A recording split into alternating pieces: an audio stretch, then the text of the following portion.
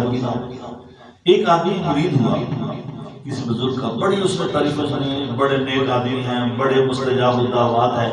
وہ ان کی خانقاہ میں رہا, 2-3 دن رہا تو مایوس ہو گیا کہ نہ یہاں بندے ہوا میں اڑ رہے ہیں, نہ یہاں پانی کے اندر سے سوکھی ریت نکال رہے ہیں, نہ یہاں نبیوں کو نظریں مل رہی ہیں. میں تو ایسے پھنس گیا وہاں. جاتے جاتے کہنے لگا کہ میں نے آپ کی بڑی تعریفیں سنی تھی, لیکن میں نے نئی بات آپ سے, اوپری چیز میں نے سنی دیکھی نہیں ہے, مجھے اجازت ہے میں 2-3 دن پس رہا ہوں, میں جا رہا ہوں.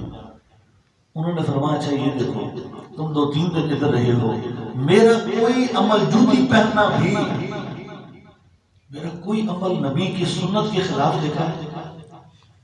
اس نے کہا نہیں دیکھا. تو فرمایا یہی تو, اس سے بڑی اور کرامت کیا ہو, اللہ نے ہم گناہگاروں کو نبی کا تابعدار بنا دیا. اور میاں مسعود صاحب دامت برکاتہ العالیہ دین دو شریف والے, اللہ کے کامل ولی ہیں ایسے. میں ان کے پاس ایک دن بیٹھا ہوا تھا تو فرمانے, انہوں نے ایسی جملہ چھوٹا سا تھا لیکن میں آج تک سوچتا ہوں یہ کتنا مشکل اور کتنا بڑا جملہ ہے. فرمایا جب سے میں نے ہوش سنبھالی ہے میں نے جھوٹ نہیں بولتی. کتنا بڑا جملہ ہے, بات چھوٹی سی ہے.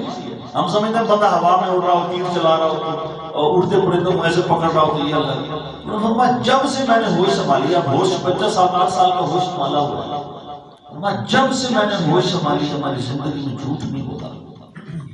اور چاہے میں ہوں چاہے آپ ہیں, میرے خیال میں کوئی گھنٹہ ایسا نہیں گزرتا جس میں ہم جھوٹ نہ بولیں. اور پھر ہم کہتے ہیں ہم ولی بن جائیں اور ہماری چیزیں ساری ہو جائیں.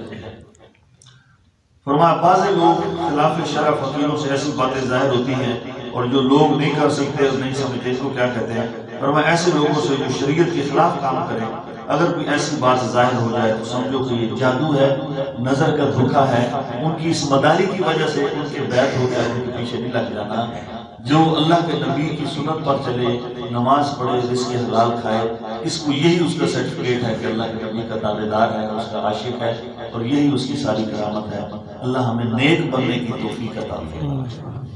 اللہم صلی علی